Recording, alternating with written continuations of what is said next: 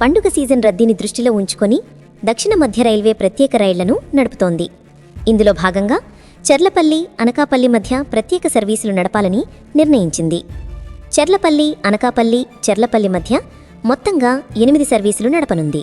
ఈ రైళ్లు సెప్టెంబర్ 13 నుంచి అక్టోబర్ 5వ తేదీ మధ్య ప్రతి శని, ఆదివారాల్లో సర్వీసులు అందించనున్నాయి. చర్లపల్లి, అనకాపల్లి రైలు సెప్టెంబర్ 13 నుంచి అక్టోబర్ 4 వరకు ప్రతి శనివారం, అనకాపల్లి, చర్లపల్లి రైలు సెప్టెంబర్ 14 నుంచి అక్టోబర్ 5 వరకు ప్రతి ఆదివారం సర్వీసులు అందించనున్నాయి.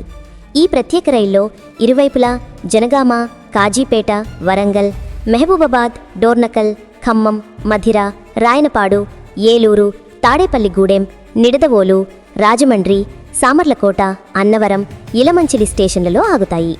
అలాగే వీటిలో first AC, second AC, third ఏసీతో పాటు స్లీపర్, జనరల్ సెకండ్ క్లాస్ కోచ్లు ఉంటాయని దక్షిణ మధ్య రైల్వే తెలిపింది. అయితే ఈ రైలు ఏ సమయానికి బయలుదేరుతాయనే వివరాలను అధికారులు ఇంకా వెల్లడించలేదు.